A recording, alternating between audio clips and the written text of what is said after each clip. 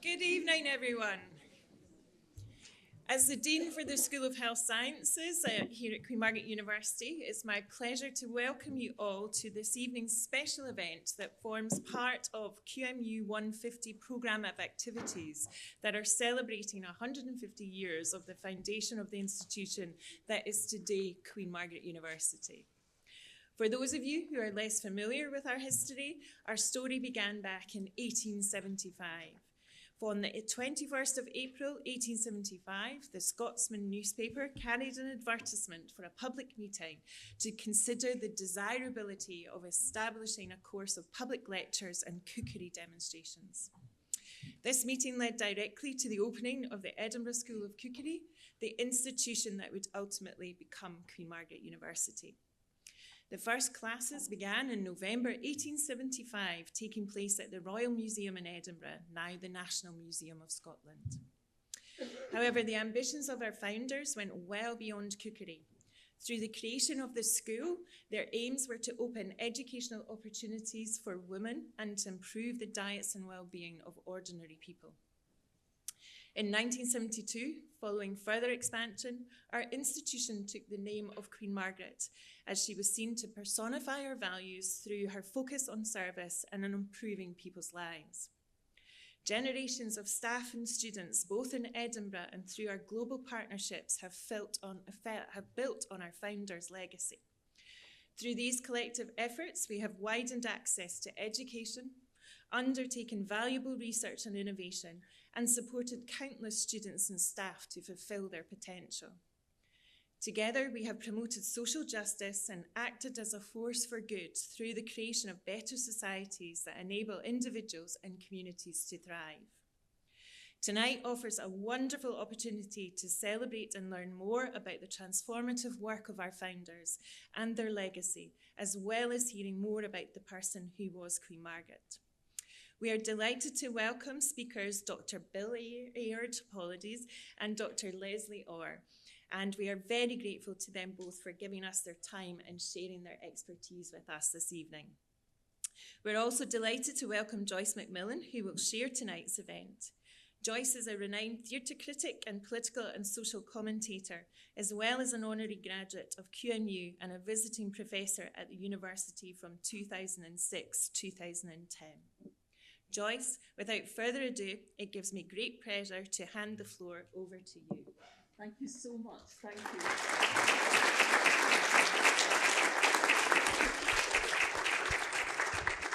Well, thank you, Sarah. And it's a tremendous pleasure for me to be here as part of QM's 150th anniversary celebrations this year, introducing and chairing this evening Acting with Head, Heart and Hand. That's a mantra, slogan, buzzword, a series of buzzwords that has been associated with Queen Margaret University through quite a long period of its history. And it really does capture some of the truth of this institution, which I recognised when I was teaching here between 2006 and 2010, that remarkable combination of intellectual endeavour, of real emotional intelligence and feeling, and practical skill, and the transmission of practical skills from one generation to another that makes this institution special among Scotland's universities, and I think inspires such a lot of loyalty and affection from so many of those who have studied here or worked here over the years. So it's a tremendous pleasure for me to be here tonight. And as you've already heard, we're going to hear about three women whose stories in different ways, well, three women at least, you know, there are other women also involved in the story, but about women whose stories have been bound up with the history of this institution in different ways, partly historically, and symbolically, partly in the very hands-on process of actually founding and developing this institution, which was born out of the affectionately known Doe School in Edinburgh 150 years ago. So it's an absolute delight for me to introduce the first of our two speakers tonight, and that, as Sarah's just said, is Dr. Bill Aird. Bill is a senior lecturer in medieval history at the University of Edinburgh. His work focuses on the European Central Middle Ages, that's 900 to 1200, the Norman diaspora period. And he's currently working on a biography of Queen Margaret's sons, King Edgar and King Alexander. Bill.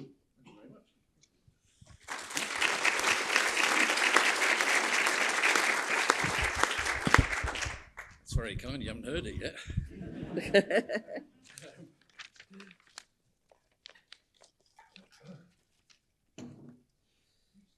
Okay, just going to get my timer going. Righty-ho. So many thanks indeed to the principal and everyone associated with organising this, particularly Jane and her colleagues, for the invitation to speak this evening. I'm very delighted to do this. I mean, I've been working on Queen Margaret of Scotland for a number of years, so the chance to get to tell you a bit about it. Although many of you probably know something about the woman for whom this university is named, I'm going to try and outline what we know about her life, and particularly her role in promoting learning and education in Scotland in the Middle Ages. Okay. Thanks to you, by the way, for coming out on such an inclement night. That was a sterling effort, well done. Right, so at the beginning of the 12th century, Turgot, the prior of the monastic cathedral of Durham, wrote a biography of Margaret, Queen of Scotland, who died in November 1093. Now, Prior Turgot wrote at the request of Margaret's daughter, Queen Matilda, wife of the Norman King Henry I of England. Addressing Matilda, Prior Turgot wrote, "You desire not only to hear of the life of the Queen your mother, who ever aspired to the realm of angels, but also to have it constantly before you in writing, so that although you knew but little your mother's face, you may have more fully the knowledge of her virtues." That, as you can see there, is a fairly early illustration of Margaret, already called Saint Margaret, from around about 1300. Okay. It's on a genealogical roll. You'll see more of that later. So the passage suggests several things about Queen Margaret and her relationship with her daughter. Prior Turgot's biography made the case for Margaret's exceptional piety, and his work, a piece of what we call medieval hagiography, began the campaign for Margaret's canonization by the papacy. By the 13th century, miracles centered on Margaret's shrine in Dunfermline had been collected, further promoting her cult as Scotland's only royal saint. Although my colleague Steve Boardman has reminded me that they tried to make her son David a saint as well, so ran in the family, as it were. Information about her life came from Queen Margaret herself, we can assume. So the life that Turgot wrote was a kind of collaboration between the Queen and the prior. Turgot portrays a close relationship with the Queen, although as prior of Durham, he must have only visited the Scottish court occasionally.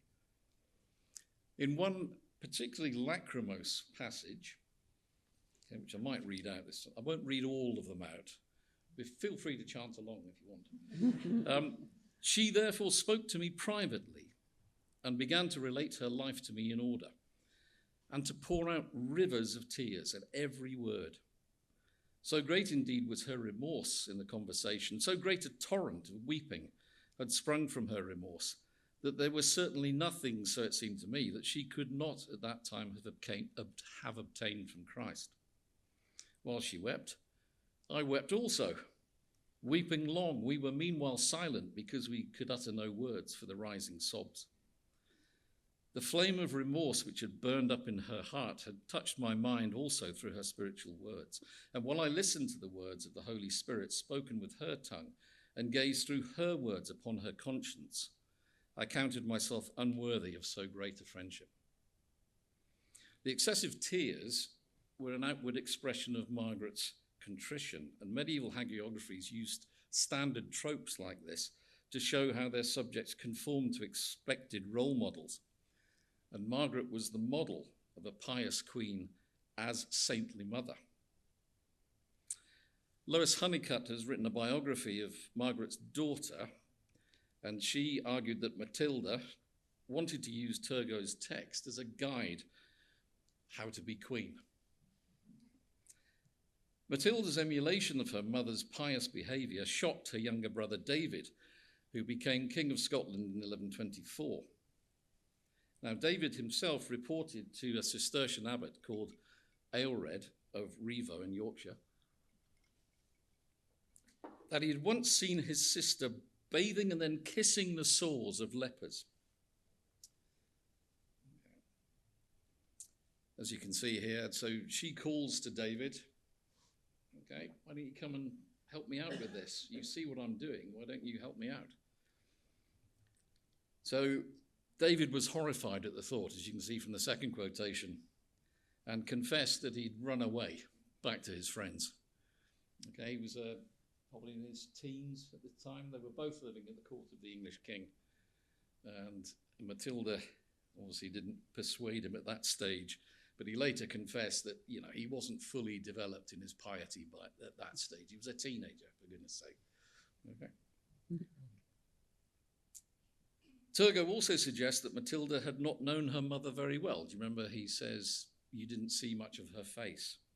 Now, this was a reference to the fact that Matilda, who was known as Edith before her marriage to Henry I of England, had been sent away from Scotland to be educated at the royal convents of Romsey and Wilton in the south of England.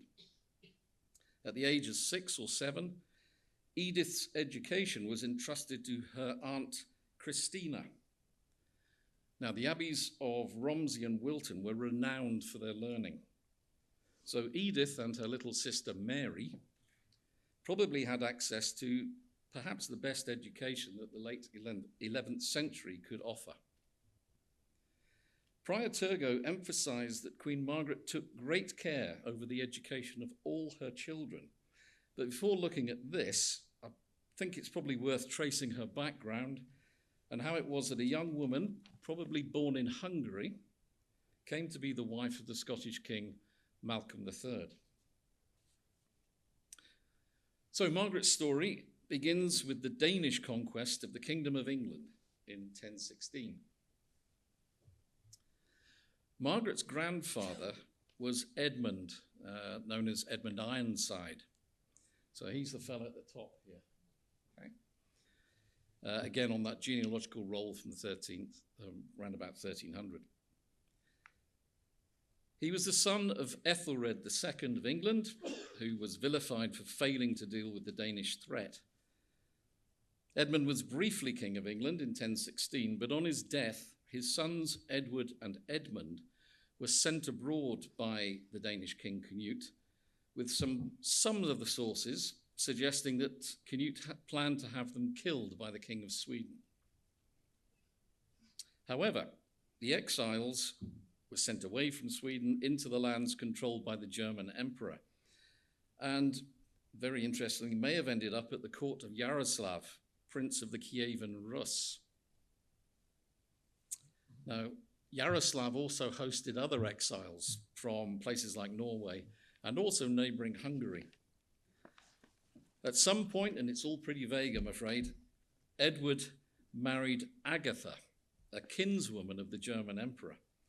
And they had 3 children who survived to adulthood. So Edgar, Margaret, and Christina at the end there. Edmund probably died young, but he's put on the roundel there anyway. After Canute's death in 1035 and the short reigns of his successors, Edward the Confessor became the King of England in 1042. In 1056, sorry about all these dates, doesn't really matter, we can look them up. Edward sent envoys to find and bring his kinsman Edward the Exile home. So this is bringing this fella back, okay, from Hungary, possibly. As the Confessor and his wife were childless, it was probably the intention to make Edward his heir to the throne of England. But the Godwin family dominated the politics of Edward the Confessor's reign. And the king's wife was also the daughter of Earl Godwin. Sorry about this. And her name was Edith. Okay. There were rumours that the Godwin family were responsible for Edward the Exile's death soon after he returned to England. At that point, the Confessor seems to have turned to his mother Emma's family in Normandy. And it's at that point we think he may have thought about Duke William as a possible heir to the throne of England. Okay? So, yeah, got to put that in. I teach the Normans.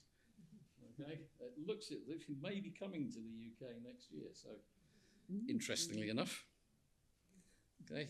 I don't know whether that's the French reminding us of all these, what happened in 1066.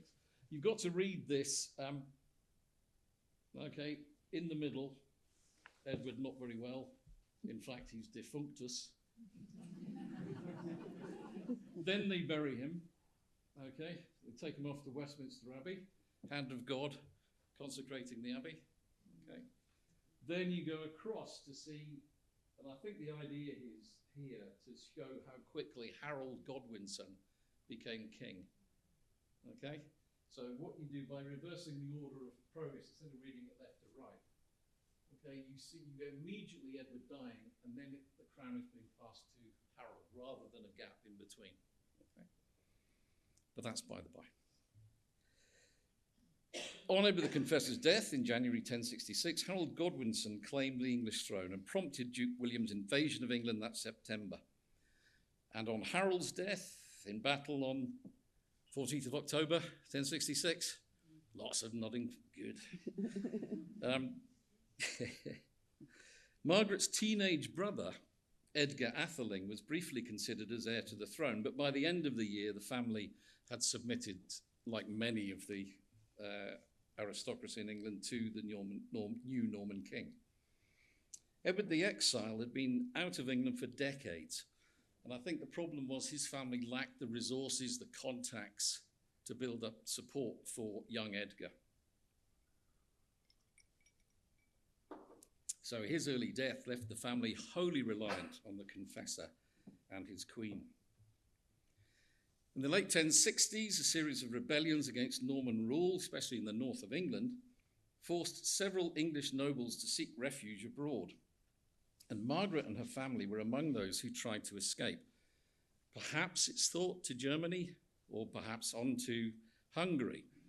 But as we know, she landed in Scotland, where they were given asylum by Malcolm. And I love this illustration. You'll probably all know this. You go to the National Portrait Gallery, wonderful mural by William Rassie Hall.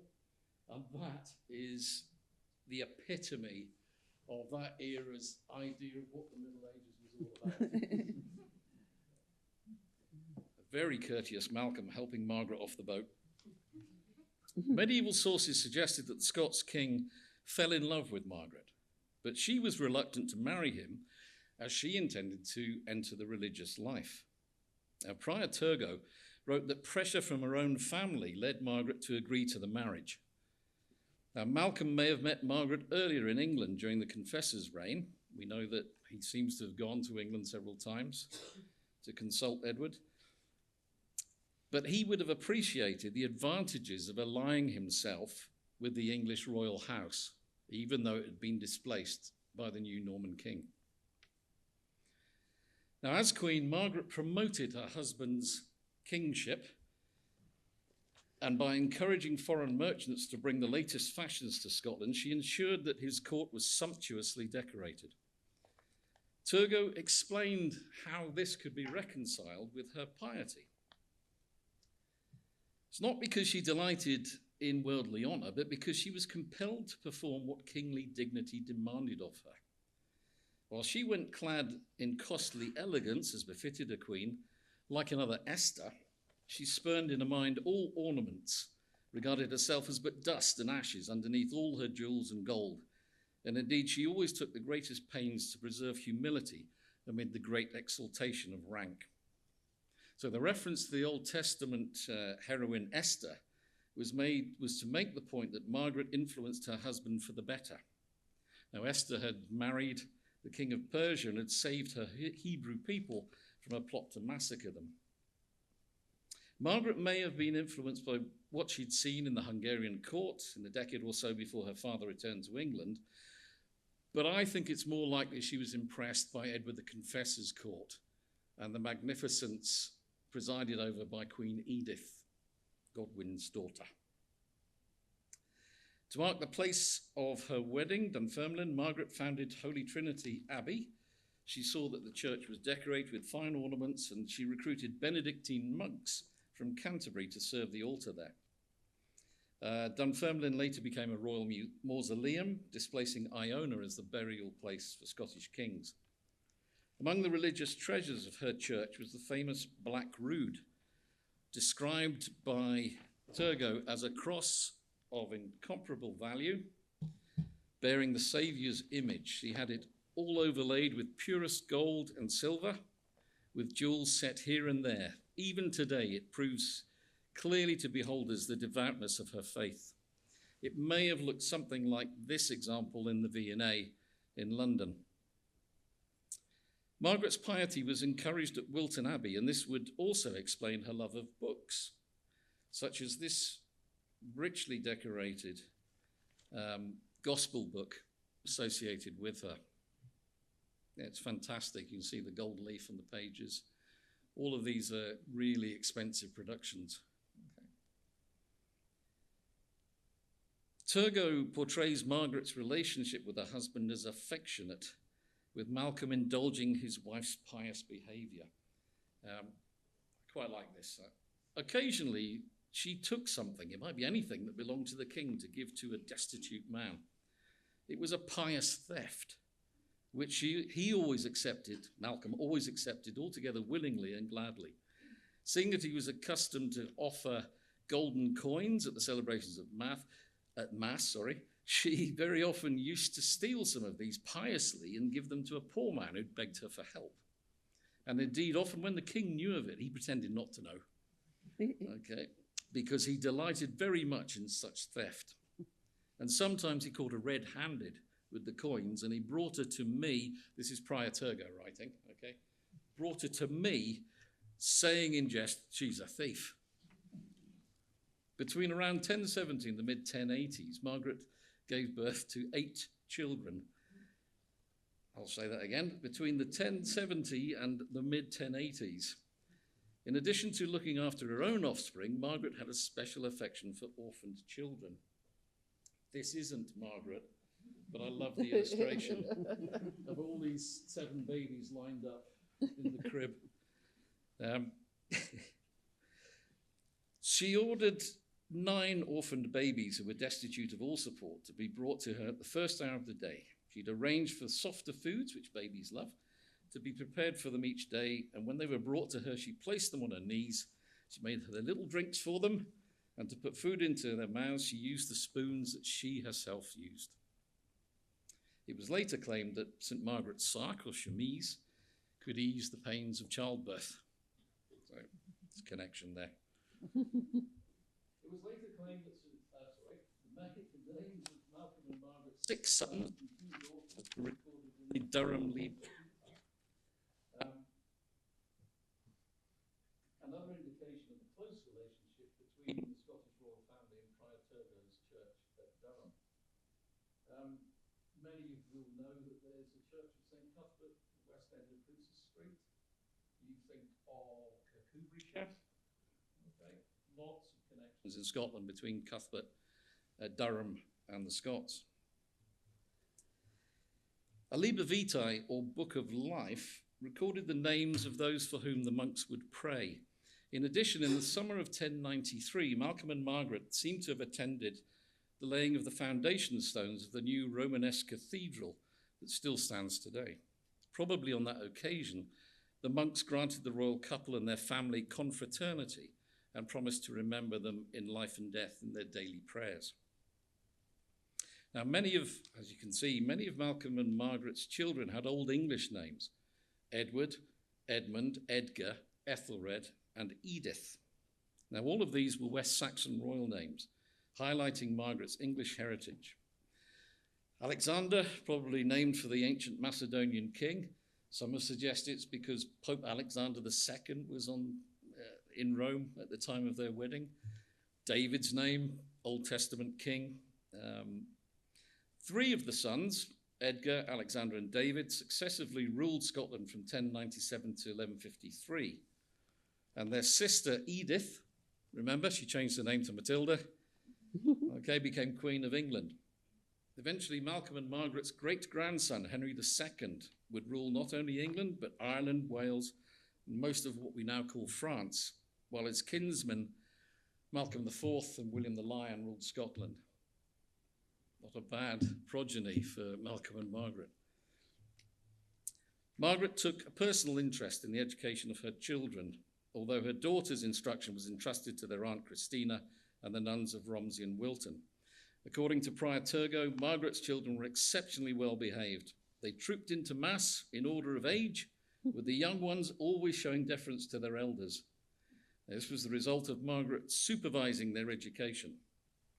I'll leave this for you to have a look at whilst I continue. This mentions corporal punishment. Sadly, corporal punishment was seen as an essential tool of educational discipline in the 11th century and was used routinely in Prior Turgot's Benedictine order. Indeed, much of Turgot's life of Margaret resembles a description of an abbess running a disciplined monastic precinct. Margaret gave her sons religious education, leading them by her example. And Turgot portrays Margaret as a model of Christian decorum, displaying the much prized quality of moderation. Her love of books also played a part in the child's education, and Turgot was asked to acquire books for her. Margaret's husband also took an interest in her books. Although he probably exaggerated the level of Malcolm's ignorance and infatuation, Turgot preserved this touching anecdote. Although ignorant of letters, he used to handle and gaze at the books which she had been accustomed to use. And sometimes he called a goldsmith in and had them richly decorated. So again, we can't associate this with Margaret, but it's the sort of thing that he's alluding to, Turgot. Psalters were used to teach children to read, and in later centuries, with the development of the cult of St. Anne, the Virgin Mary's supposed mother, images appeared of Anne teaching her daughter to read. All of Margaret's children were probably given a basic education in reading, if not writing Latin.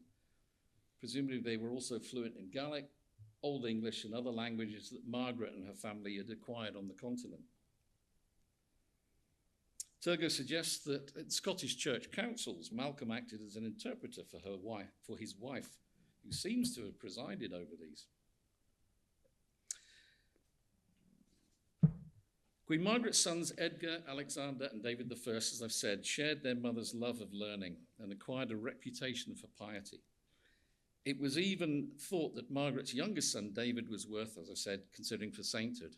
As it was, the brothers were seen by contemporaries as amongst the most just and effective kings of their time, especially contrasted with the wars between the sons of William the Conqueror for control of England and Normandy. Now, Prior Turgot himself may have had a hand in instructing Margaret's sons. Turgot recorded Margaret's request. Here, again, I won't read it out. When Margaret's son, King Alexander I, looked for a new Bishop of St. Andrews, he looked no further than Prior Turgot. Now, Margaret died shortly after her husband was killed on an expedition to Northumbria in November 1093, and Prior Turgot reported an affecting scene in Edinburgh Castle where her son Edgar had to break the news to his mother, not only of his father's death, but also of her eldest son Edward. Margaret's own health was failing through her sometimes excessive fasting, and Edgar at first refused to deliver the news, but his mother used the power of the Black Rood, something which we saw earlier on, to compel her son to tell her the truth. She died shortly afterwards. Now, Margaret's body was taken from Edinburgh to Dunfermline, And there's a wonderful story later preserved of it being smuggled out of Edinburgh Castle and across the water, just to avoid people who were trying to take over the throne. It became the focus of a saints cult, and a collection of miracles, as I've said, was compiled at Dunfermline, and her reputation for sanctity grew until in 1250 the case was made in Rome for her formal canonization. Although the miracles, among the miracles was the story of a young scholar called William from Inverkeithing, who lost his wits from studying too hard. Now, the author of the miracle wrote that William's friends and family took him to all the shrines of the saints in Lothian, but he obtained no relief of his affliction at them, rather by the secret judgment of God, a worsening of his condition. So eventually he's taken to Dunfermline, and guess what? He's cured. Okay. During the third night, the clerk, worn out with anguish, obtained the relief of sleep, during which there appeared to him a queen, venerable in her visage and beautiful in appearance, who made the sign of a cross on his forehead and said, "I've had pity on your affliction, therefore the Lord Almighty will help you in this trouble." She added, "In the name of the Lord, arise cured." And the clerk said to her, "Who are you?" As you might well do. "I'm Margaret, whose body rests in the little dwelling," she said, and she disappeared. And the clerk awoke, his senses restored. So, throughout the Middle Ages, Queen Margaret was portrayed as a friend and supporter of education. And we can but hope, I guess, that in this place, especially, her patronage of scholars will continue. Thanks very much. Thank you.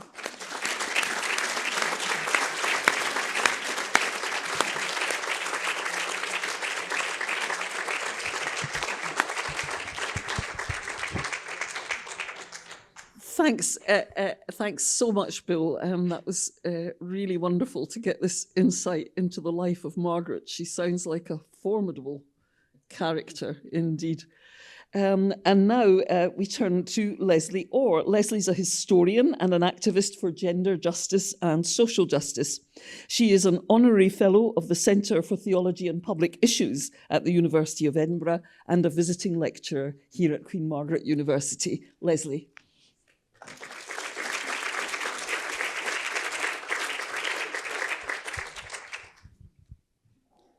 Thanks very much, Joyce, and thank you to the university for inviting me to be part of this celebratory event. It's a delight for me to be here.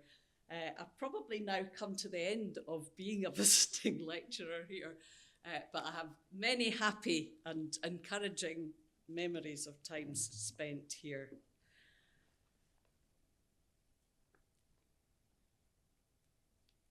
It began with the breaking of eggs. On the 9th of November 1875, over 1,000 Edinburgh ladies, along with some professors, politicians and clergy, crowded into the lecture theatre of the museum in Chambers Street. Hundreds more curious citizens were turned away. What was the occasion for this remarkable excitement, as the press were keen to report? It was a lady demonstrating how to cook an omelette. Doing the egg breaking was Isabel Middleton, who was a doctor's daughter freshly returned from the National Training School of Cookery in London, where she'd undertaken a 12-week course of certificated training to become a teacher of plain, artisan, and higher class or superior cooking.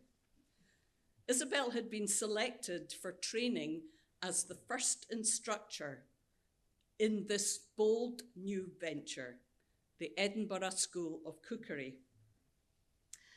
The organising committee included some of the big names in Edinburgh reforming circles, but the main driving force behind this project was a 31-year-old woman, Christian Guthrie Wright. Along with Louisa Stevenson, these two women who belonged to the comfortable, well-heeled, liberal supporting middle classes of Edinburgh were the real driving force. What was it about their big idea that was so exciting for the great Edinburgh public? And what encouraged them to believe that this was the right time and the right place to open a school of cookery? There were many factors involved. The state of education in Victorian Scotland, the changing social and economic conditions of a city which was starkly divided by fault lines of geology, of wealth and poverty, of class and gender. But crucial was the catalysing role played by the intersecting networks of female association and agency which were active in Edinburgh from the mid-1860s in campaigns for reform and women's rights, and in which both Christian and Louisa were key figures. The foundation of the institution which has become this place, Queen Margaret University, was rooted in a national debate about the business and purpose of education. The feminist campaign for girls' and women's access to learning in a land which believed its own mythology of the democratic intellect and the lad o' pairts was complex and vigorously contested. It concerned competing ideas and claims about the ethos, the content, and the requirements of education. Who should learn what? Who should teach? And under what conditions? Those were hot topics of the day. Let's start with the egg, because cookery is about food, and food is the stuff of life. For most of the Scottish population, and for most of the 19th century, the Scottish diet was pretty monotonous, limited in quantity and variable in quality. And in fact, eggs really featured quite rarely, especially for working people. It consisted mostly of oatmeal and potatoes washed down with beer or tea, and with little or no meat. In the kind of urban environments of Edinburgh in the 1840s and 50s, diseases that were caused by substandard nutrition were rife. There were epidemics, cycles of industrial and economic depression, the catastrophic potato famine, and routine food adulteration. These were all factors contributing to distress and precarity and chronic malnourishment. Poor housing, inadequate cooking facilities, and bad sanitation certainly didn't encourage the urban poor to develop the art of cooking. But by 1870, things were changing. Municipal developments had greatly improved the supply of clean water to the city. Cheap imports of sugar and other food commodities from the imperial colonies had grown exponentially, as had a national transport network. Retail outlets, rather than subsistence production, were the chief suppliers of daily food for urban dwellers. And bread bought from bakers' shops had replaced oatmeal as the main subsistence food. Science of nutrition was developing apace, and theories about what a healthy diet required abounded. But all was not well in Scottish kitchens. Our cookery is simply barbaric, declared the North Britain newspaper in 1875, and it's high time some means was tried of improving it. This mattered to the business and professional classes which dominated civil society. The standard and variety of the meals prepared by domestic staff in their homes could leave a lot to be desired, and many less affluent middle-class women lacked skills in household budgeting and management. The question of food and its preparation was inescapably political, and it was at the heart of the emerging movement for women's rights and opportunities. Remember, this was a society which was structured ideologically and economically to some extent around a really powerful and pretty sentimental domestic ideology. The husband, active and earning in the public sphere, master of the household, serviced by a wife who presided over a domestic haven of comfort and piety, the angel in the house. But the real focus of concern and debate was the state of the Scottish working classes. There was great anxiety among the respectable bourgeoisie and church leaders about what they believed to be the physical and the moral degradation of the urban masses, the people who lived in squalor and disorder and crime. The problem, they argued, could be traced to the home. And the failure of wives, surprise, surprise, to provide the nourishment and comforts which would prevent their menfolk from seeking hot food and solace in the public house. Alcohol was consumed in absolutely gargantuan quantities by the Scottish population. It was considered the great social evil. The Temperance Association was right on this. Many a husband has been driven to drinking by the negligence of an inconsiderate wife. Is it to be wondered at that a man should prefer the clean fireside of a pub to the cold, dirty apartment at home, or that he should turn from an ill-cooked meal to the dram shop for relief? Poor guys, really.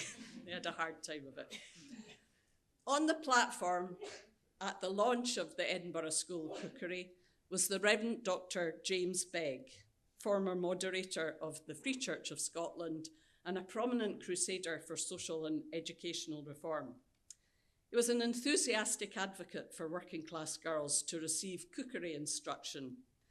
He used to comment, not entirely tongue-in-cheek, that a certificate of the ability to cook should be a precondition for women being allowed to marry. The speeches that preceded Miss Middleton's demonstration at the museum that night, that afternoon, I think it was an afternoon actually, emphasised that although a range of classes and lectures and practical demonstrations would be organised under the auspices of the new school, and that they would be open to women of different classes and circumstances, the movement behind this initiative was set afoot principally with a view to improving the working classes. Christian Guthrie Wright agreed with this, really, and she'd made the case for it in an article in The Scotsman. The London school, she said, was doing impressive work, but had failed to attract working class wives and mothers. So the proposed Edinburgh venture would have two priorities: to campaign for publicly funded cookery lessons on the curriculum for girls in elementary schools, get them young, and to train certificated teachers who would be employed for this purpose. How did this fit in with the school system? The Calvinist character of 16th century Protestant Reformation in Scotland shaped the distinctive ethos and development of provision. The Reformers' vision was of Scotland as a godly commonwealth of faithful people living orderly lives, submitting to discipline, taking corporate responsibility for welfare and the care of the poor. A national religion, which is what it was, which required submission of all people to the supreme word of God, held that the ability to read and to understand Scripture was fundamental for all people. Education, they argued, was for the business of life and the purpose of eternity. John Knox and his reformers proposed a scheme of national education to promote literacy through a system of parish schools under the authority of the Dominie, a university-educated master. And there he is. with these children gathered around them. Not many girls in there. But in fact, in theory, girls as well as boys these were mixed schools, the parish schools. It wasn't compulsory, and many children attended for short and interrupted periods. The notion of universal literacy, however basic, was deeply ingrained in the national identity, and there was a pride in that.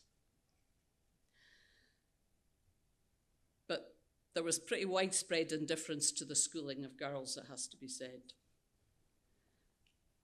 Rapid industrialisation and child labour, urbanisation, and the 1843 disruption of the Church of Scotland, all of these factors undermined this old tradition of parochial schools.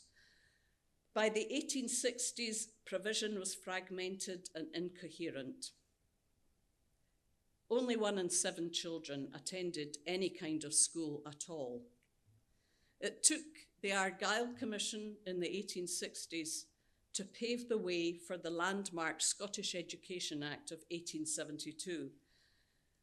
This established a national system of compulsory, rates-funded elementary education under the control of elected school boards.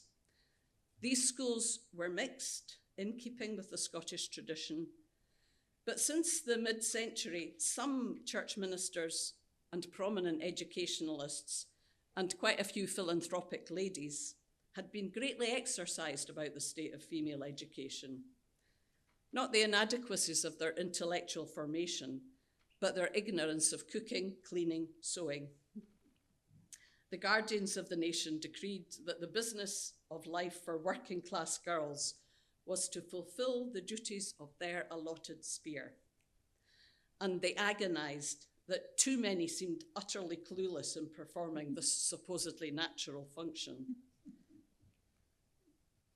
The Reverend John Caird was typical. He said, "There's no existing means of female education apart from the common parish school. The result is that girls grow up utterly ignorant of household work.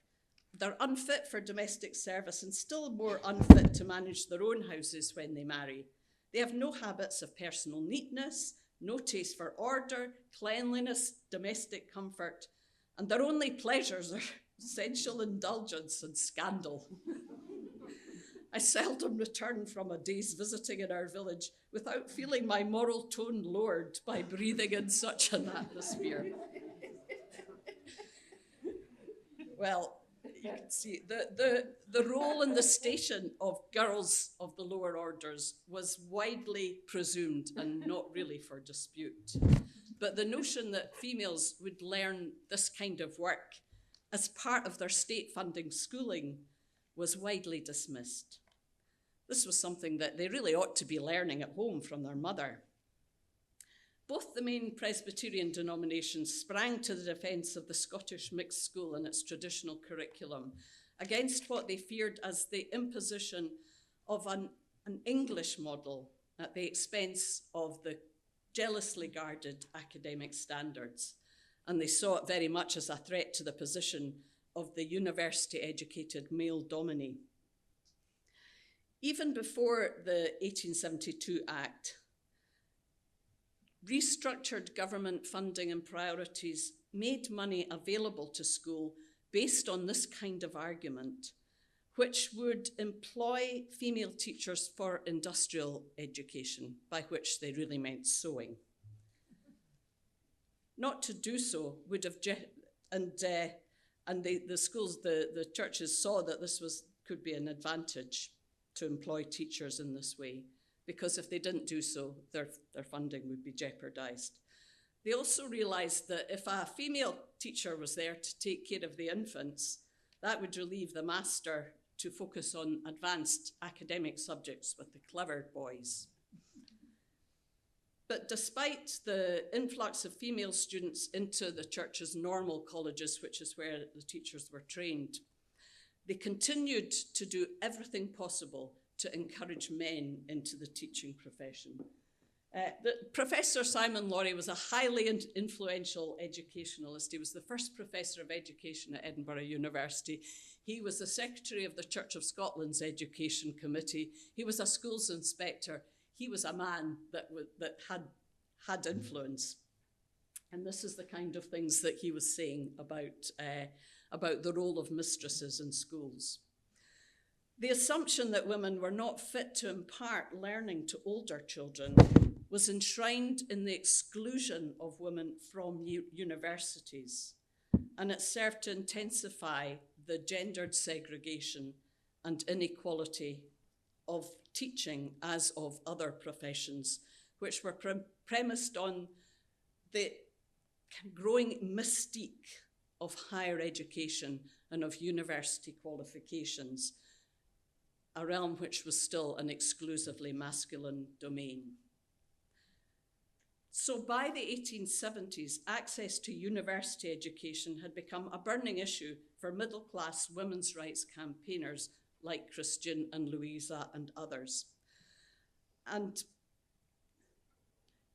this was all kind of coming home to roost in Edinburgh when Sophia Jex-Blake and her Edinburgh 7, 8 women who took classes in the medical faculty at the university with a view to becoming doctors at a time when it still wasn't possible for them to graduate.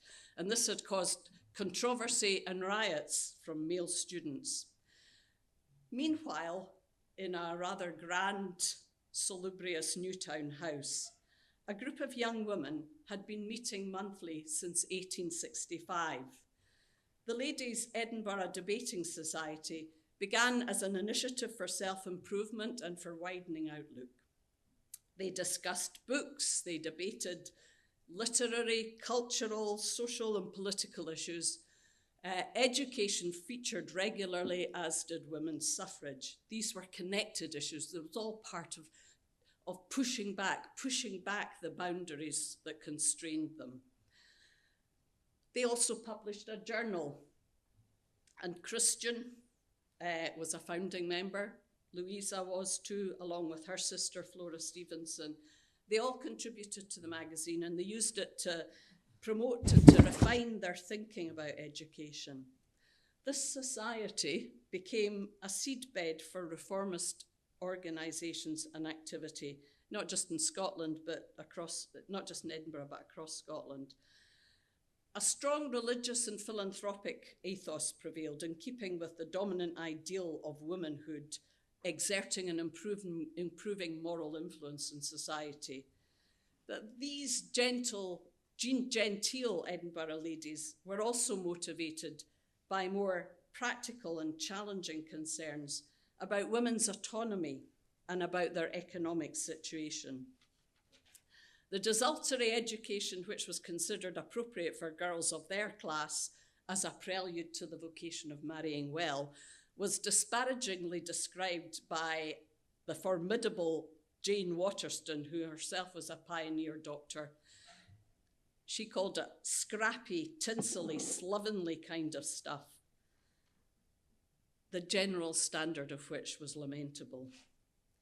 The debating ladies criticised its deficiencies and indeed the spurious claims by supposed experts that the female brain was too small for rigorous intellectual training and it would definitely damage women's reproductive organs.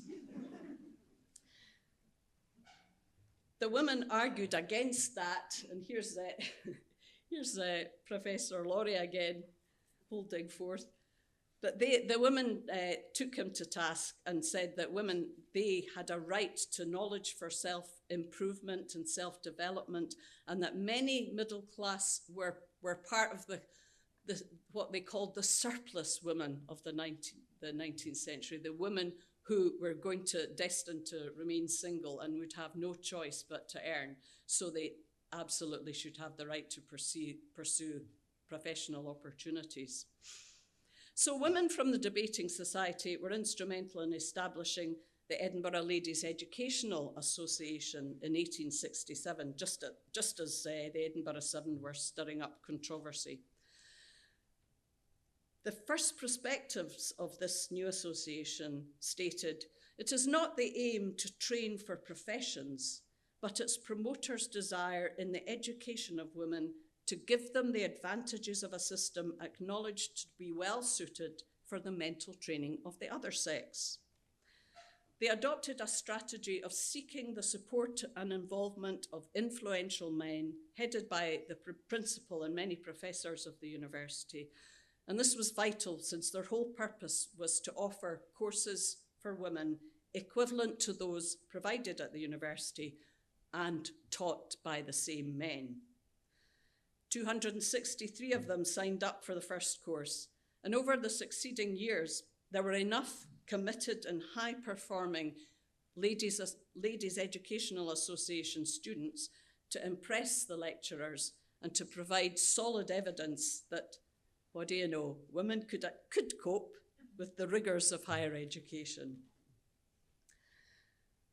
While this association, which became later the Edinburgh Association for the University of Education of Women, it officially maintained this distinction between professional training and higher education for intrinsic benefits. There was anything but unity of opinion within the association on this matter. Christian and the Stevensons and others clearly saw the necessity of linking female education to opportunities for paid employment and professional status. They used their class position in the city's elite and their networks and their connections to organise and to promote systematic training and qualifications for working class girls and women. This is Christian on the left and Louisa on the right. I kind of hesitate to put this picture up because they're obviously older women by the time this was, and they were young, they were young, these folk that had these kind of really quite remarkable vision and character. The new school boards for the elementary schools were crucial to the achievement of their aims. Flora Stevenson particularly, but also Mary Burton and Phoebe Blythe, stood successfully for election onto the Edinburgh board, and this gave them a platform and direct influence on curriculum content and teaching appointments. The Edinburgh School of Cookery was established primarily to train certificated teachers in what became known as domestic science. There was a lot of opposition on the boards and also from Scottish Education Department officials. They were unwilling to fund cookery specialists and equipment at the expense of other subjects. The impressive Flora, though a subscribing supporter of the Edinburgh School of Cookery and very involved in the whole kind of conception of it, she also had reservations about this. She said at one board meeting, "I deprecate the tone with which so many people assume in speaking of the importance of teaching women the art of cooking, as if by this means alone society is to be regenerated and an end put to all intemperance and imprudence." She was particularly concerned that girls who already had 5 hours of sewing instruction every week would lose further time in academic subjects and would thus be disadvantaged compared with the boys, who in any case, she argued, ought to be given lessons about learning the duties and responsibilities of becoming what she called house fathers.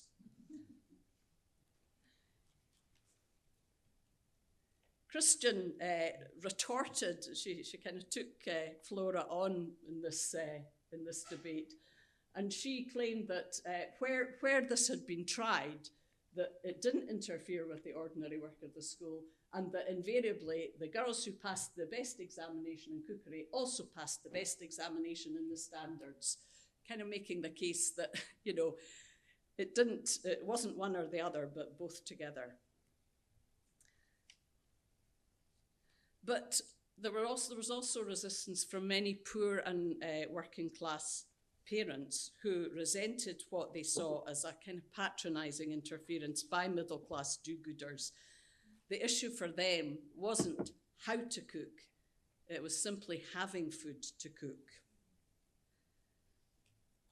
Christian and the others wanted to validate the responsibilities of working class girls and women in their home and to raise the status of domestic education as a legitimate subject. And they also wanted to gain academic recognition for the teachers. But blocked from university access until 1892, women who were numerically dominant in the teaching profession were still stuck with low salaries, low status, and little career development. There always seemed to be a man blocking the way. So although the School of Cookery was a groundbreaking project with significant achievements, under the management and the control from 1912 of the Scottish Education Department, it became part of an educational structure which systematically continued to privilege boys and men. And from the 1876, the leadership of the Edinburgh Educational Association sponsored a separate initiative, St George's School and Training College, which was to provide preparation out with the state system for girls of the ruling classes, educated in the new private schools and aspiring to university standards and professions. These astute and intrepid activists for women's rights had plenty of battles to fight, and they took them on with great relish and with considerable skill and intellectual ability. And their endeavours contributed to pushing back the boundaries and to transforming the lives of many women. But in the end, the interests of their own class actually prevailed in the system.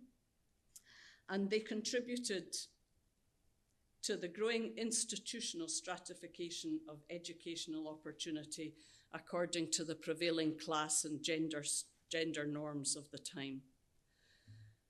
So 150 years later, I do wonder what the pioneer founders of the School of Cookery would make of this institution.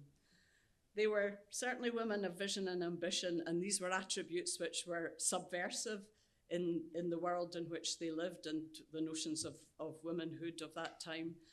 They certainly used their intelligence and their position shrewdly. They were strategic in their alliance building, and they were persistent in order to achieve their purpose. But honestly, and here's the old Dose School that people will remember, but honestly, I do wonder, and I think they probably would have been quite surprised to discover that they were being celebrated, as on this plaque, as the founders of a university.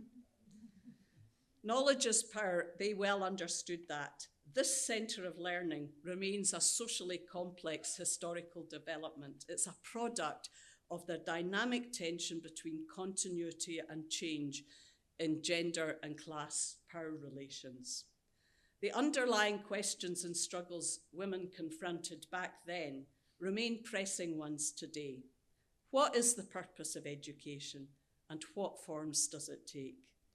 Who decides, and in whose interests?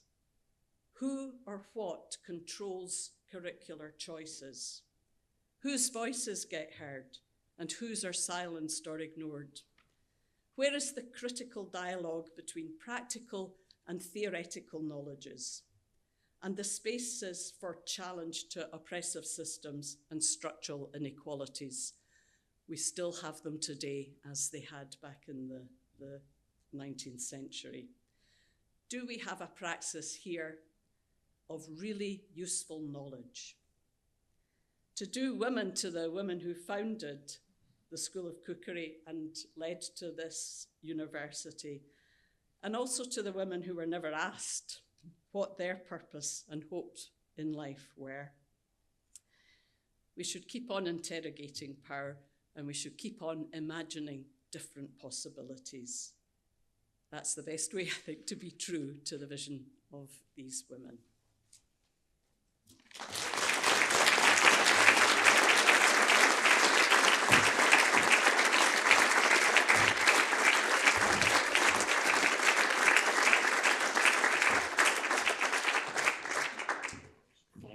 Thank you both so much, and very, very thought-provoking questions there at the very end from Lesley. I'm just going to abuse my privilege in the chair to ask one question of Lesley before we turn to the audience. We've got about 10 minutes or 15 minutes left for questions. Lesley, do you, I mean, you've obviously worked in Edinburgh University and here. Do you think that the traces of that history are still here in Queen Margaret in the sense that it is a less male-dominated structure? And I don't just mean that in terms of the personnel now or who the bosses are, but that the whole kind of nature of Queen Margaret is less male-dominated than most of the Scottish university estate. Yeah, yes, I'm sorry. Oh, yes, Margaret. I'll pass the microphone around. Well, it's certainly, in sort of numerical terms, it is a female-dominated institution. And structurally, I mean, I've not been directly employed here, but my observations are that, first of all, the difference between Edinburgh and Queen Margaret are quite substantial. Edinburgh is an ancient, venerable institution with huge resources of wealth and estate and power and reputation. And this is the youngest or second youngest of the university status institutions of higher education in Scotland. And, you know, in the ecology of higher education, it's probably a marginal institution, quite precarious in lots of ways. Both these institutions struggle in the current climate about maintaining the vision and the commitment to what a university is really about. But I do think that the whole kind of evolution and the starting place for Queen Margaret very much shapes and still has a mark on the way the place is now. Yeah. Bill, would you? Sorry, want to take that one? A tug. There we are. Yes, I think they're all on. Yeah. Yeah. Yes. Yes. Do you? I mean, do you recognise that? Do you see Edinburgh University where you work as still having traces of that very male-dominated, very kind of traditional male-dominated culture? I mean, it does strike me that the discourse at Queen Margaret is always slightly different because of that history and the sort of practical arts of life, you know. I think that's probably true. I mean, we university, I've been very aware in the last 10 years. I mean, I was saying to you earlier on, having taught in Cardiff for a long time, the kind of social profile of Edinburgh University, very different from Cardiff University, which had a greater number of what we might call non-traditional entrants to the university. And I get the sense that this is what happens here, i.e. Queen Margaret's, which is, it seems to me, keeping the kind of the things that Lesley was talking about very much in mind, you know. And I think from those kind of, you'll have heard the expression Russell Group, okay, the very self-proclaimed top universities, they seem to have lost that mission. They speak a lot about it, but I think that needs to be addressed, I think, very heavily, you know. We certainly do have widening entrance ideas and things, but it's very different, it seems to me, to institutions. Yes, a lot of rhetoric, but hard to kind of shift the elite character of some of those institutions. Yes. I'm sure there's all of that.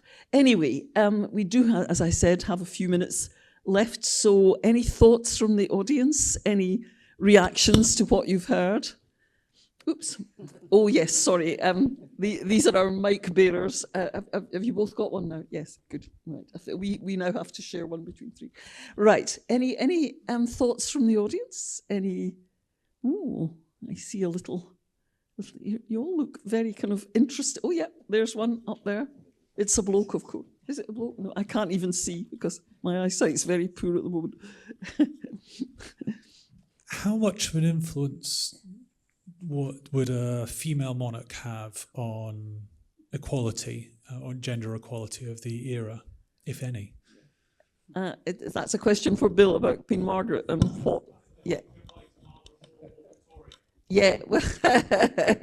All right. You mean in general of any era, does having a female monarch make a difference? Has it indeed made a difference to Britain in the long reign of Queen Elizabeth? What do you think? Wow. Here's the mic. The Margaret that I was talking about is very obviously a construct by that prior for a particular reason. And he's using models, as I mentioned, from the Old Testament. But what is interesting in there is that he's pushing the benefits of education. And what I left out of the paper was what happened to his daughters down in England, or to her daughters down in England.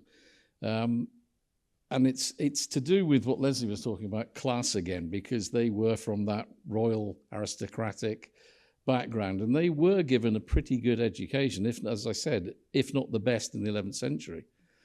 You know, so they would have been taught, obviously, to when they talked about literacy in that period, they meant Latin, okay, in Western Europe at least. And the girls would have been given that basic education in Latin, the ability to read, possibly to write. There are colleagues of mine now finding evidence of female written literacy as well, turning up in documents that we'd always assumed been written by male scribes, which I find fascinating, you know. One thing I just will mention, I'm not quite sure I'm answering your question, but I wanted to get this in here. Edith, her daughter, was educated enough to defend her own status against a panel of male bishops and abbots when it was suggested that she'd actually taken the veil when she was being educated in the nunneries. And she was put before a panel, she must have been in her late teens, maybe 20 years old, before these venerable characters, including the archbishops of Canterbury's representatives. And she defended herself. There's an eyewitness account of that. Now, whether that's education and the result of it, I'm not sure. But the one caveat I will say here is we have very little information about what's happening for people from the lower orders of society, unfortunately. But there are hints that there are parish schools, and I was really interested to hear that these ideas of these local priests providing the education. Yep. Thank you. Any more thoughts from in among the audience just before we finish? Yes, in the front here. Thanks. I want to ask Lesley, you mentioned about the ladies debating groups, that they debated not only education but also suffrage, women's suffrage and women's economics and so on. How much do you think these things connected with one another? So how much was women's suffrage a part of the project for education for women, either professional women becoming doctors at the university or the working class women having the cookery? Yeah, votes for women. How did that interact with all of this, Lesley? Yeah, they were really integral. Each those campaigns were very much seen as parts of a whole, and not surprisingly, the same women were very active in pursuit of women's suffrage, higher education, legal reform, and yeah, they were also, by the way, quite involved, a lot of them, in the temperance movement, which was a progressive movement. I mean, you know, we can laugh, and is some of the comments about, you know, some of these very disapproving comments by orders against people's drinking habits. But in fact, drink was a huge issue, alcohol consumption, and it certainly was a huge issue for women. And there was definitely grounds for the arguments that were made about having domestic education for that purpose.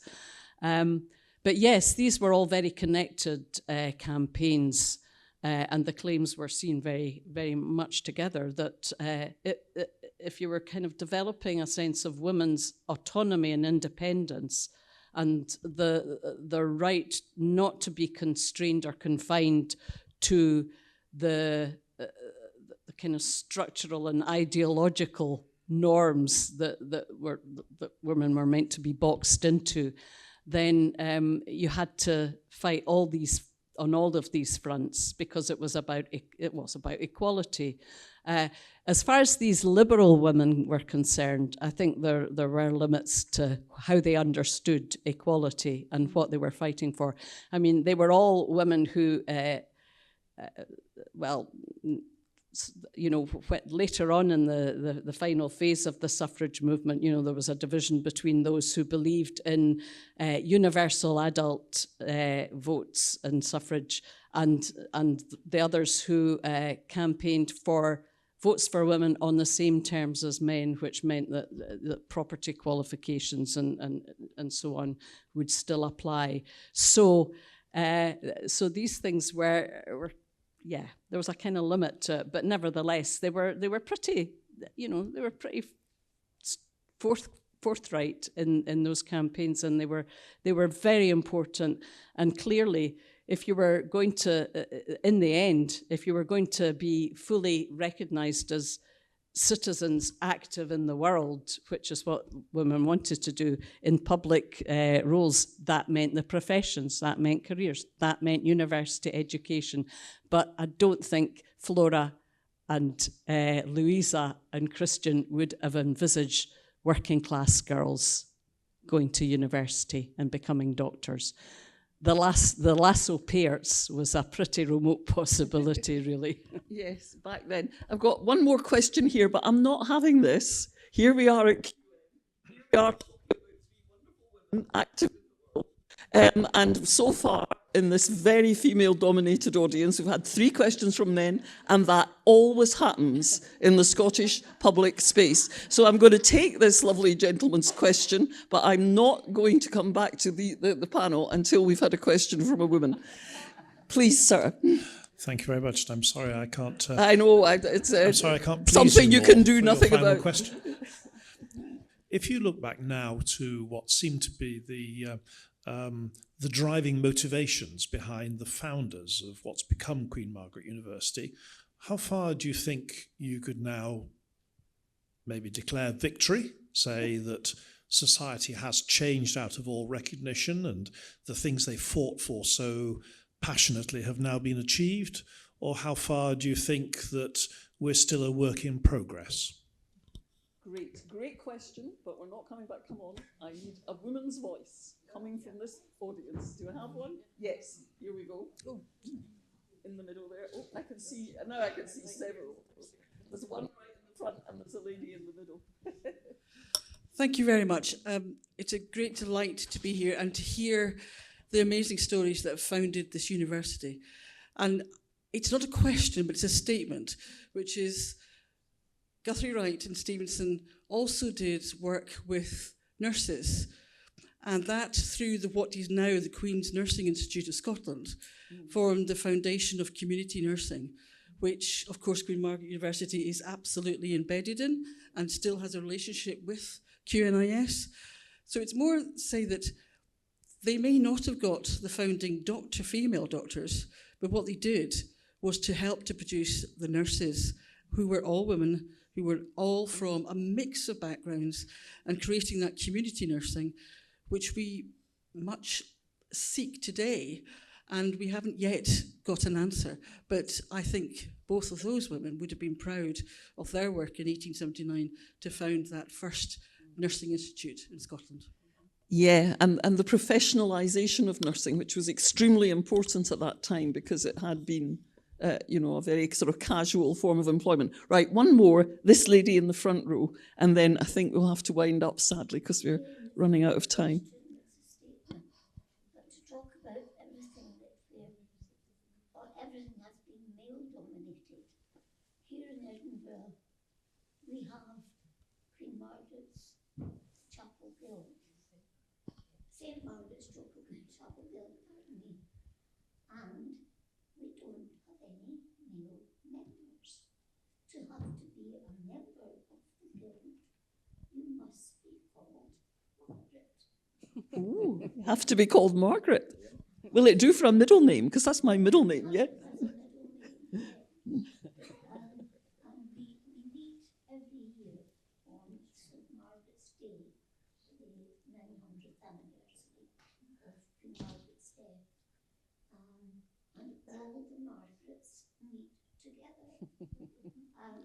You don't have to remember anyone's name. How lovely. Very happy guild to belong to. It was started by a male, the Dr. Selby Wright of Canongate Kirk, and he had 8 members who replied to his advert in the press for ladies by the name of Margaret who would like to put flowers in St Margaret's Chapel. Right. We now have membership of 300, and we still put flowers in St Margaret's Chapel. What, the little chapel in the castle? Beautiful, yeah. We put fresh flowers in there. Wonderful. If anyone is interested in knowing anything more about the chapel, I would be happy to let. How wonderful. Can I see how many Margarets, either first or second, or indeed last name, we have here? I got a Margaret in my name. Look at that. Quite a demographic. Yeah, Joyce Margaret McMillan, that's me. But I think it's not a common name now. No, not that. So, I wonder what will happen, Yes, I wonder, Folk will need to keep... Not many little Margarets now. No, that's true. But still, it may come back into fashion. You know how it is with names. Well, listen, and we've overrun our time. But thank you, everyone, for being here tonight. I feel that we all owe a big vote of thanks to everyone who has organised this. Those of us who have spoken, delighted to be invited and involved with this. So thank you very much from us, but also I think from everyone here. Thank you, everyone at Queen Margaret who's organised this.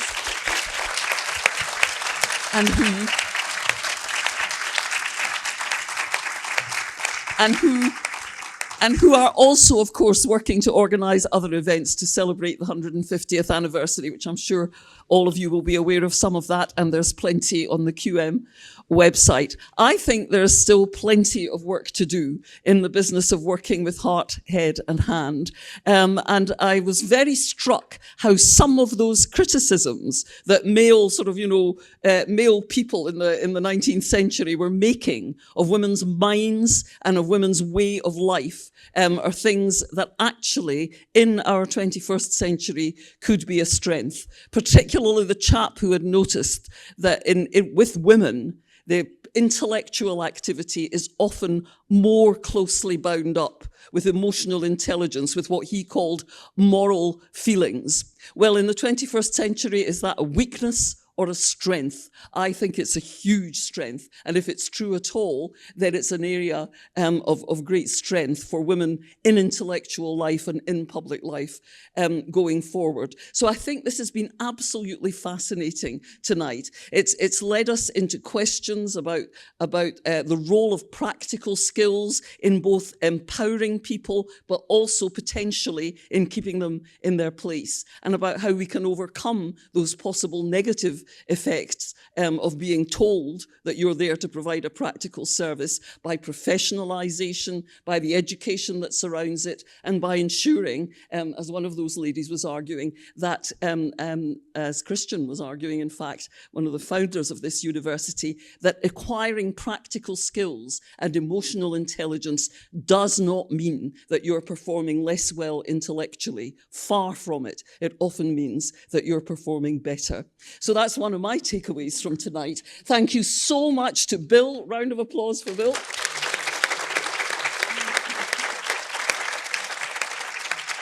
And to Lesley. Thank you, Lesley.